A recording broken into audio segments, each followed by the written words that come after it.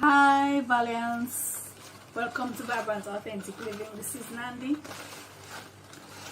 What we're looking at are two breadfruit leaves, and tonight we're going to be talking about how to make and the benefits of breadfruit leaf tea. Alright, so if you're interested in the breadfruit itself, the actual fruit and juices that you can make from the ripe fruit, you can check out my other videos. I have lots of other videos with methods, recipes, how to make breadfruit juice and what you can mix it with to make a delicious combination, a wonderful smoothie. Especially one of my all-time favorites, the ripe breadfruit, mango and banana. You really need to try that one. And if you want to give it that extra little punch, put some coconut milk in it. Add some coconut milk to that.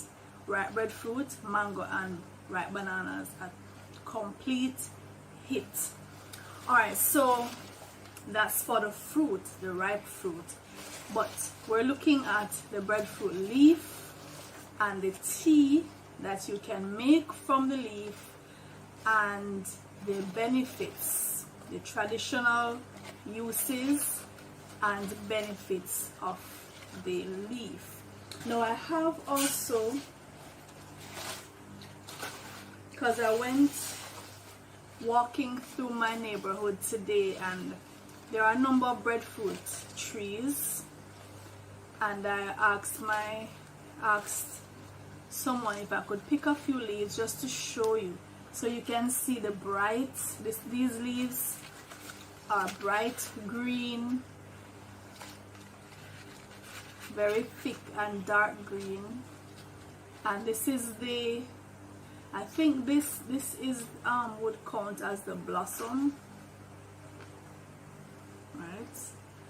I remember growing up in Red Hills and we had breadfruit trees, and I would use these, I would call them steak. I would cut them up and cook them, pretend to cook them in oh, this brings back so many memories now, just feeling this in my hand. Alright, so this, I picked this from a breadfruit tree just this evening, and I was also talking with the elder whom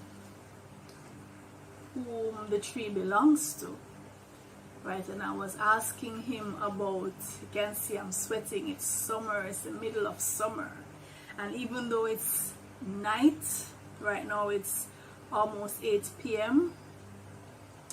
I am sweating like crazy.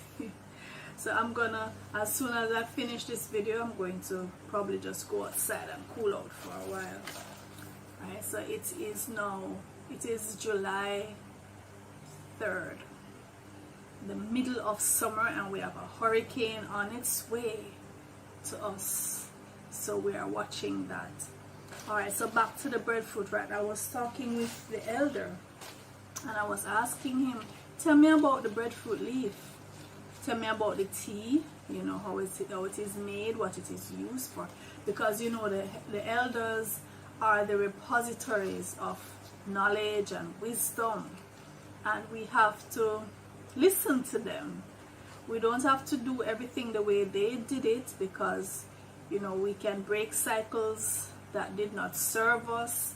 We can start new trends, new traditions. But at the same time, our elders are repositories. They carry vast amount of information. So he was telling me that the breadfruit leaf tea, and I'm going to get into more of the benefits, but he was saying he knows for a fact, growing up, he saw it being used for diabetes and hypertension, particularly those two, right? To lower high blood pressure and to treat diabetes. And he made sure to point out to me that it's not the green leaves that are used to make the tea. So it's not these leaves, it's actually the dried leaves, right? And he also said to me, so this is a gentleman, he seemed to be probably in his late 60s, early 70s, maybe even older, because you know some of the elders don't, their age, particularly the ones who grew up on these herbs and you know the natural foods, they age very well.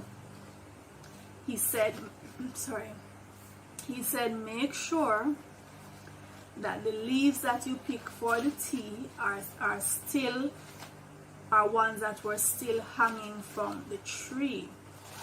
And I said, why? He said he wasn't sure, but that's what he remembered the elders doing when he was young and coming up, and that's what he did. And whomever you know he saw preparing it, they made sure to pick the leaves that were still they were dried on the tree, like these. So I picked these just now from the tree. There were some beneath the tree that had dried and fallen, but he said to get the best results. And as a matter of fact, in my research, I also came upon that information to get the best result, and I don't know why, and I didn't see an explanation as to why. But to get the best results from the tea, you pick the leaves that are dried on the tree, still hanging. So here are two examples. Okay, so this is what I'm going to use these to make my breadfruit leaf tea in a little while. Alright, so the breadfruit leaf tea is bitter. I personally don't mind bitter. I think we should let our taste buds experience bitter from time to time, and bitter things, some of the bitter herbs are very good for us, very powerful herbs, very cleansing, tonic, and so on. So I don't run away from the bitterness, but I might try to temper it a bit with what I find is that if I add citrus, any member from the citrus family, particularly lime, it kind of softens the bitterness, right? Makes it not so acrid.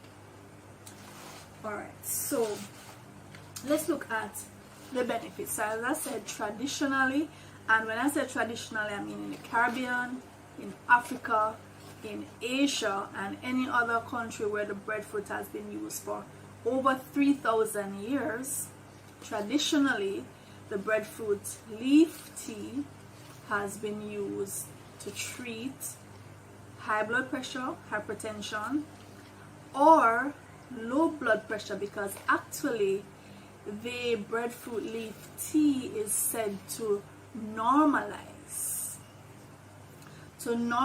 the blood pressure. So whether it is too high or it is too low, the breadfruit leaf tea has properties that either bring it down or make it go up to the point where you have normal blood pressure, which is excellent. It's an excellent property to have. The breadfruit leaf tea has also been used to heal wounds, and as a matter of fact, the latex, the sap, because when I just picked these, I picked these about an hour ago, and the white sap, the latex, was dripping from the stem where it was freshly picked. Now that sap is used to put on wounds, skin conditions, particularly those that are contagious. It will minimize those spreading to other persons.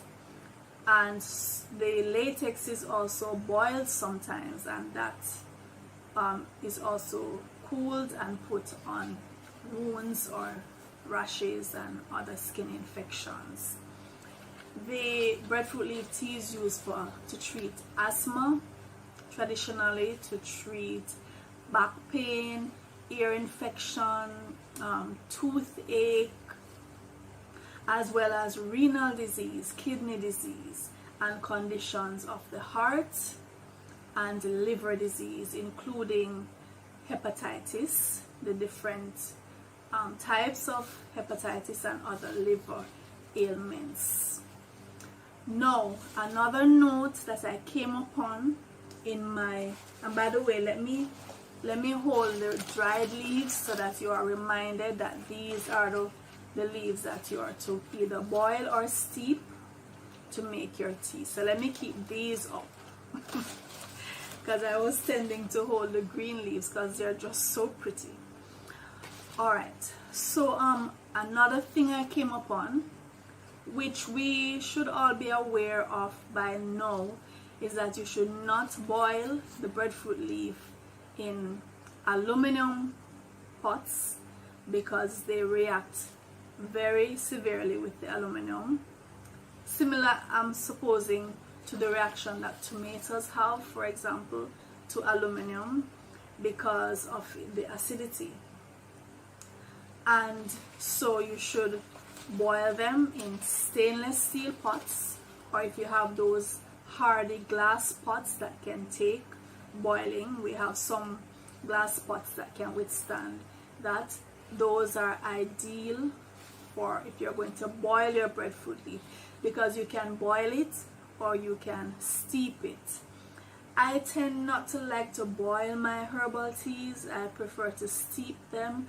I just think of boiling as such a harsh treatment, even though I know that some herbs, particularly the roots and the barks, may need a little more prodding to get those extracts out, and so yes, you might need to boil them, but for the leaves and so on, I personally prefer to steep my herbs. But it's up to you. If you are going to boil them, based on my research, you are to cut up 2 leaves, 2 of the dried breadfruit leaves like these, and boil them in 2 liters of water in a stainless steel or glass pot. And then when that has boiled down to half the amount, pour another liter in to make it up back to 2 liters, bring that to a boil again for a little while, and then you cool that, or you drink it whenever, as soon as you desire. And persons can, because it's bitter, some persons like to add honey or something else, or cinnamon, to kind of quell the taste. For me, I often make my herbal teas and I combine them with my fruit juices. So what I find goes very well, like I said, the citrus fruits, pineapples go very well, passion fruit goes very, very well. They lift the taste and sometimes mask that bitterness if you're somebody who is repelled by the bitterness. Alright, so you decide if you want to boil or if you want to steep. The breadfruit leaf has anti-inflammatory properties, and signs of inflammation in the body would be anything like fevers, rashes, swellings, boils, pimples, even vomiting, redness, soreness, anything like that, that indicates that the body is trying to expel something either through the skin, through the mucous membranes, through the orifices of the body. Pain, swelling, trauma of that kind is inflammation. Now, anti-inflammatory herbs such as the breadfruit leaf, they quell inflammation. They go in and they soothe, they clean, and they allow the body to normalize itself so that it does not have that inflammatory response, whether it's to an allergen or to something that we have eaten that the body is saying you should not have eaten that, I want to get it out, and so I'm going to become inflamed, to give you an indication that you need to get this out and don't put it back in. And too often we don't take note of those signs, or if we do it only in the acute stages, and once it's quelled we go right back and do the same thing that caused the inflammation, which we should not. That's not a sensible way to live, is it? So it's anti-inflammatory, it cleanses, it strengthens. It is also it also contains antioxidants, and antioxidants help to get the body rid of free radicals, which cause cell damage. So the antioxidants in the breadfruit leaf tea will help to free your body of the free radicals, or quell the effect of the free radicals, so the cells don't degenerate, certainly not to the extent that they would if there were not those antioxidants there to protect them, protect the integrity of the cell. Now these leaves are very rich in the B vitamins, and those antioxidants also help the heart, and this is why these leaves have been found to be so useful in many cultures in the treatment of cardiovascular diseases, right, hypertension and so on, because they help to strengthen the heart and to lower the pressure on the heart, and so improve the overall function of the cardiovascular system. Now, another warning, another point we should note is that pregnant women and persons who are lactating or planning to become pregnant, or persons who have bleeding disorders, should approach breadfruit leaf tea with caution, or should avoid the breadfruit leaf tea until you are no longer pregnant or lactating, or you have resolved any issues of the circulatory system, that you have any bleeding issues. Other than that, this tea is very safe because it has been used for over 3,000 years in many cultures, Caribbean, Africa, Asia, to name just a few regions where the breadfruit is very popular. And we're talking about all parts of the tree are very popular. The green fruit is used as a staple. It's boiled, it's grated to make flour, it's roasted, it's fried. The ripe fruit is used in juices, and the leaves, of course, to make this wonderful tea. And remember, you're going to get a nice red tea that is a little bitter, so just brace yourself for that if you're somebody who does not like bitter. But these leaves are good for your mood. It helps you to calm, just remain calm, and to bring up your vitality as well, right? So just to recap, traditionally the breadfruit leaf tea is used for asthma, high blood pressure, diabetes, liver ailments, renal or kidney ailments, to put on sores and bruises and skin infections, just to name a few, toothaches, ear aches. So it's almost a panacea, an all-rounder. All right, so try the breadfruit leaf tea and let me know what you think. And I certainly am going to be making some from these leaves, and I'll be making another video on that as well, my preparation of the tea, so you can check that out. If you would like to become a supporter of Vibrant Authentic Living, you can go on over to our Patreon account. The link is in the description below. Just go on over to Patreon and become a supporter. If you have not yet subscribed to the channel, please do so now. Just click that button and subscribe. And you can also share the videos so other persons can benefit from the information and come on board and start making healthier choices. Until next time, this is Nandi signing out, and I'll see you in the next video.